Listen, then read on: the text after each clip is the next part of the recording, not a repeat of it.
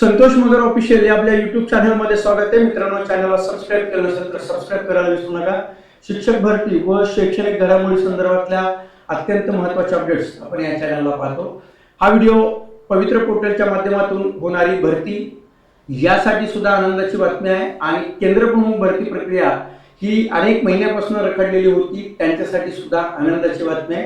कारण त्यांची भरती प्रक्रिया होऊन अनेक महिने लोटलेले होते, ज्यामध्ये हायकोर्टामध्ये पिटिशन, नंतर सुप्रीम कोर्टामध्ये पिटिशन आणि त्यामुळं ही जी नियुक्त्या होत्या त्या रखडलेल्या नियुक्त्या आता नियुक्ती होण्याचा मार्ग आता मोकळा झालेला आहे.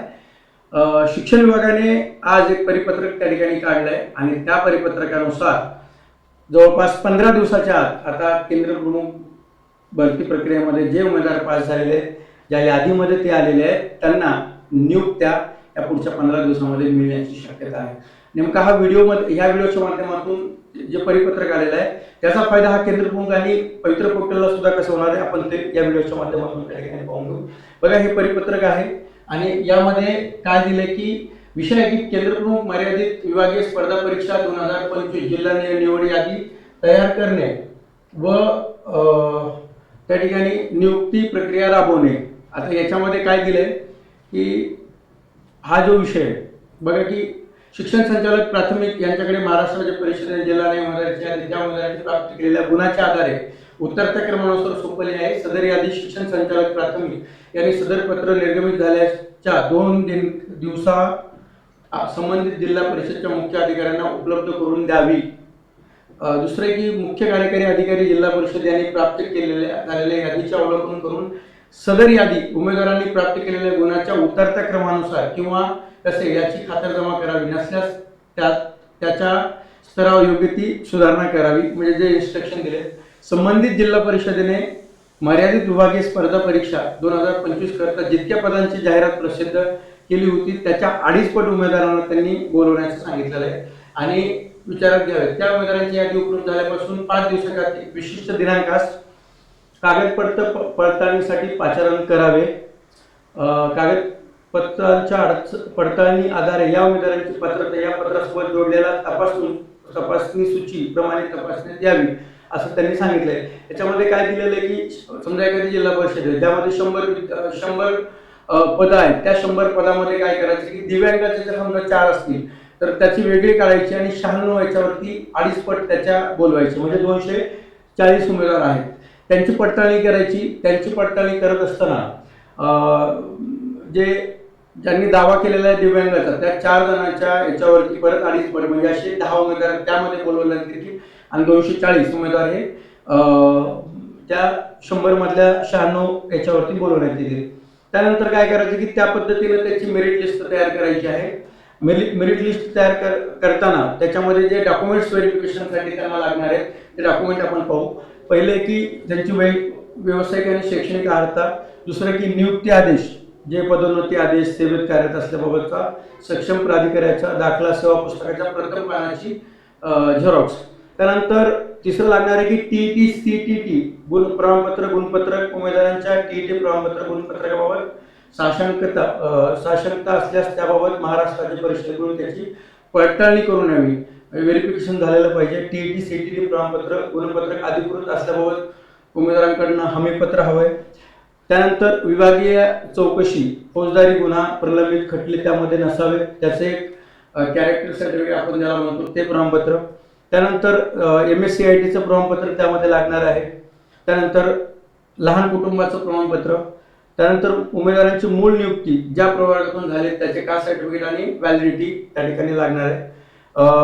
त्यानंतर संबंधित बघा हिंदी आणि मराठी भाषेसाठी जे सूट जे दिल्या जाते त्याचं जे प्रमाणपत्र आहे ते प्रमाणपत्र लागणार आहे. परंतु प्रमाणपत्र काढत असताना काय होतं की त्याला खूप वेळ लागतो आणि असे बऱ्याच जणांकडे नसते.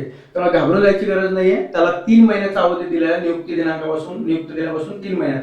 त्यामुळे ते इंटरनल शासनाकडनं त्याला परवानगी मिळते. त्यामुळं याला कुठलीही अडचण येणार नाही, परवानगी त्याला दिल्या जाईल. आणि त्यानंतर उमेदवाराकडून हमीपत्र घेण्यात यावे. तसेच या मुद्द्यात असे प्रमाणपत्र सादर न करणाऱ्या उमेदवारांची नियुक्ती रद्द करण्यात येईल.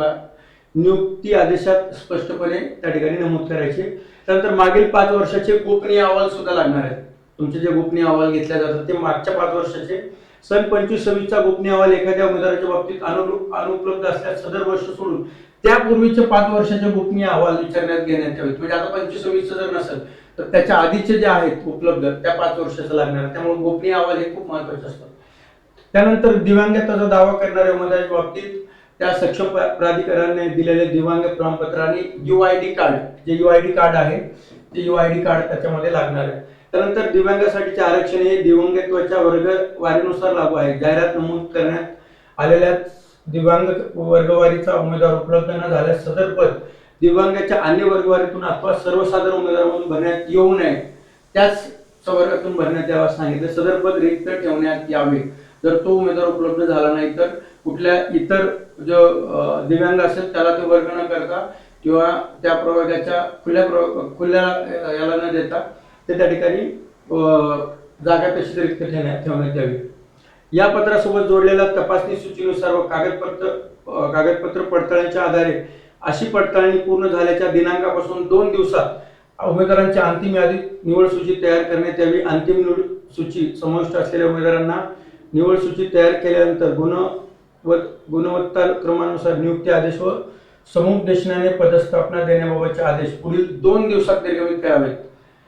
उपरोक्त प्रमाणे नमूद केलेली कार्यवाही मान्य उच्च न्यायालयाचा संदर्भ क्रमांक येथील न्याय निर्णयान्वये दिलेल्या निर्देशांशी सुसंगत आहे. मान्य सर्वोच्च न्यायालयात दाखल असलेल्या विशेष अनुमती याचिका क्रमांक 14-016, 14-019/26 या प्रकरणामधील अंतिम न्याय निर्णयाच्या अधीन राहून परिषद 1 मध्ये नमूद केलेल्या कार्यवाही करायची आहे. सबब मर्यादित विभागीय स्पर्धा परीक्षेतून निवड झालेल्या उमेदवारांना नियुक्ती आदेश देताना सदर नियुक्ती पूर्वोक्त विशेष अनुमती याचिकेवरील अंतिम निर्णयाच्या अधीन आहे या बाबीचा स्पष्ट उल्लेख नियुक्तीच्या आदेशात संबंधित नियुक्ती प्राधिकरणाने स्पष्टपणे करावा. म्हणजे कोर्टाच्या अधीन राहून ही नियुक्ती दिल्या जाईल असं त्यामध्ये नमूद करावं.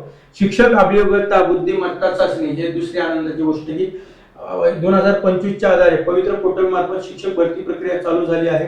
प्रस्तावांतर्गत निवड प्रक्रिया लवकरात लवकर पूर्ण झाल्यास जिल्हा परिषदेच्या आस्थापनेतील सुमारे 2400 पद या शिक्षक पदभरतीसाठी उपलब्ध होऊ शकतात. शिवाय आगामी शैक्षणिक वर्ष लवकरच सुरू होत असल्याची पार्श्वभूमीवर नवीन राष्ट्रीय शैक्षणिक धोरणानुसार केंद्र प्रमुखावर सोपवण्यात आलेली वाढीव जबाबदारी विचारात घेता देखील उपरोक्त प्रमाणे विहित केलेल्या कालावधीत नियुक्ती प्रक्रिया संपन्न होईल याची दक्षता घ्यावी. अवर सचिव यांच्या माध्यमातून हे पत्र शालेय शिक्षण विभागाकडून आलेलं आहे.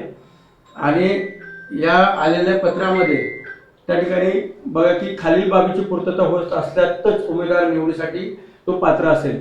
प्रशिक्षित पदवीधर इयत्ता 6वी ते 8वी उमेदवार थेट नियुक्त झाला असल्यास 1/1/26 पर्यंत सदर पदावर त्याची किमान 6 वर्ष कालावधीची शिक्षण सेवक कालावधी धरून सेवा झालेली असली पाहिजे. 2 किंवा अधिक जिल्हा परिषदामध्ये अशी सेवा झाल्या असल्यास ती ग्राह्य धरण्यात यावी. तथापि 2 जिल्हा परिषदेच्या सेवेतील खंड शासन निर्णय ग्रामविकास विभाग 23/5-23 मधील तरतुदीनुसार 15 दिवसापेक्षा अधिक नसावा. म्हणजे जर खंड पडला असेल तर तो 15 दिवसापेक्षा जास्त नसावा. खाजगी शैक्षणिक संस्थांमधील अध्यापनाचा अनुभव 6 वर्ष कालावधीचा परिगणनेसाठी ग्राह्य धरण्यात येऊ नये. म्हणजे जर त्याने एखाद्या खाजगी संस्थेवरती अनुदानित वरती जरी काम केलेलं असेल 100% अनुदानित वरती तरी त्याचा तो कालावधी ग्राह्य धरण्यात येऊ नये. म्हणजे खाजगीला त्या ठिकाणी त्याचा अनुभव त्या ठिकाणी ग्राह्य धरला जाणार नाही. दिनांक 3/2/26 पर्यंत उमेदवाराने टीईटी सीटीईटीचा पेपर क्रमांक 2 उत्तीर्ण होणे आवश्यक आहे. पदोन्नतीसाठी काय लागणार आहे? पेपर क्रमांक 2 साठी टीईटी क्रमांक 2. उमेदवार पदोन्नतीने नियुक्त झाला असल्यास पदोन्नतीनंतर दिनांक 1/1/26 पर्यंत सदर पदावर त्याची किमान 6 वर्ष कालावधीची सेवा झाली असली पाहिजे. उमेदवाराची सेवा 6 वर्ष इतक्या कालावधीत होत नसल्यास संबंधित उमेदवाराने जर प्रशिक्षित शिक्षक इयत्ता 1ली ते 5वी या पदावर यापूर्वी किमान 6 वर्ष कालावधीची सेवा पूर्ण केली असल्यास अशा उमेदवारास पात्र समजण्यात यावे. आता दिनांक 3/2/26 पर्यंत उमेदवाराने टीईटी सीटीचा पेपर क्रमांक 1 किंवा 2 उत्तीर्ण असणं आवश्यक आहे. याच्यामध्ये काय दिलं की दोन्हीपैकी एक उत्तीर्ण असणं आवश्यक आहे. आता प्रशिक्षित इयत्ता 1ली ते 5वी उमेदवाराने मान्यताप्राप्त विद्यापीठाची पदवी प्राप्त केलेली असणे आवश्यक आहे. दिनांक 1/1/26 पर्यंत सदर पदावर त्याची किमान 6 वर्ष सेवक कालावधीत धरून म्हणजे शिक्षण सेवकाचा 3 वर्ष शिक्षण सेवक आणि 3 वर्ष इतर सेवा झाली असते पैसे 2 किंवा अधिक जिल्हा परिषदेमध्ये अशी सेवा झाली असतात ती ग्राह्य धरण्यात यावी. तथापि 2 जिल्हा परिषदेच्या सेवेतील खंड ज्या पद्धतीने सांगितलं तसंच 15 दिवस त्याला दिलेले आहेत. खाजगी शैक्षणिक संस्थांमधील अनुभव ग्राह्य धरण्यात येणार नाही. दिनांक 3/2/26 पर्यंत उमेदवाराने टीईटी किंवा सीटीटी उत्तीर्ण असणं आवश्यक आहे. टीप शासन शुद्धीपत्र क्रमांक टीईटी 14/3/12/24 अन्वये प्रशिक्षित शिक्षक इयत्ता 1ली ते 5वी करता पदासाठी जर उमेदवार टीईटी सीटीचा पेपर क्रमांक 2 उत्तीर्ण असेल तर पेपर क्रमांक 1 उत्तीर्ण होण्याची आवश्यकता नाही. म्हणजे जर एखादा टीईटी एखादा शिक्षक 1ली ते 5वीला शिकवतोय प्राथमिकला आहे आणि तो सेकंड टीईटी पास असेल तर त्याला दुसरा पहिला टीईटीचा पेपर उत्तीर्ण होणं आवश्यक नाही. त्याला 2 असेल तर तो चालेल. शिक्षक अभियोग्यता बुद्धिमत्ता चाचणी 17 करिता अशी सवलत देण्यात आली होती. या चाचणीच्या आधारे अथवा तत्पूर्वी सेवेत प्रवेश झालेले काही शिक्षक केंद्रप्रमुख पदाच्या निवडीसाठी गुणवत्तेनुसार दावेदार असू शकतात. त्यामुळे प्राथमिक शिक्षक इयत्ता 1ली व 5वी या संवर्गातील शिक्षकांनी टीईटी सीटीचा पेपर 1 किंवा 2 उत्तीर्ण आवश्यक आहे. आनंदाची गोष्ट आहे हे ज्या तुम्हाला मी सांगितल्या अटी या अटी लक्षात ठेवा. त्यानंतर इकडचे डॉक्युमेंट्स तुम्हाला मी सांगितले की काय काय डॉक्युमेंट लागणार आहेत केंद्रप्रमुखाच्या त्या प्रोसेससाठी. आता हे पत्र आल्यानंतर 2 दिवसामध्ये त्याची म्हणजे ते याद्या उपलब्ध होतील आणि त्यानंतर म्हणजे यानंतर काय होणार आहे तर त्याचा कालावधी म्हणजे जे 5-6 दिवस दिल्या जातील त्या 5-6 दिवसामध्ये पूर्ण पडताळणी होईल. त्यानंतर पुन्हा 2 दिवसामध्ये ते त्याची याद्या जाहीर करण्यात येतील आणि लगेच पदस्थापनासाठी समुपदेशन होईल. म्हणजे ही जी प्रक्रिया आहे आज 4 तारीख आहे ही प्रक्रिया जास्तीत जास्त 20 जून पर्यंत होणार आहे. खूप झालं 20 जूनच्या आधी ही प्रक्रिया त्या ठिकाणी पूर्ण केली जाईल. त्यामुळं नवीन केंद्रप्रमुख जे आहेत नवीन केंद्रप्रमुख त्या ठिकाणी लवकरात लवकर त्या ठिकाणी मिळतील. आता लक्षात घ्या की केंद्रप्रमुखची ही जी नवीन जे पदोन्नती सुद्धा बाकी आहे. आता याच्यामध्ये काय होणार आहे काही जणांची नावं आहेत ना पदोन्नतीसाठी सुद्धा आहेत. पदोन्नतीमध्ये सुद्धा येत आहेत ते अडचण सांगतो तुम्हाला नेमकी. पदोन्नतीमध्ये पण ते केंद्रप्रमुखच्या यादीमध्ये आहेत आणि ही जी यादी लागलेली आहे या यादीमध्ये सुद्धा ते आहेत. म्हणजे जी परीक्षा घेतली त्या परीक्षेमध्ये सुद्धा त्यांचं नाव आहे आणि पदोन्नतीमध्ये सुद्धा त्यांचं नाव आहे. आता जर ही यादी जर पहिली लागली ना तर काय होणार त्यांना नियुक्ती मिळणार आणि जर यांना नियुक्ती मिळाली तर पदोन्नतीमध्ये हे जे पदोन्नती दिलेली आहे त्यांचे जे नाव आहेत त्यामध्ये ती जागा रिक्त राहू शकते किंवा पदोन्नती दिली आणि त्या पदोन्नतीमध्ये जर यांनी ती जर जागा घेतली पदोन्नतीमध्ये पदोन्नती आधी होणं गरजेचं आहे. जर झाली तर काय होणार आहे माहितीये का की हे जे परीक्षा देऊन आलेले जे उमेदवार आहेत ना पहिलं काय व्हायला पाहिजे पदोन्नती होणं गरजेचं आहे नाहीतर ती जागा रिक्त राहील.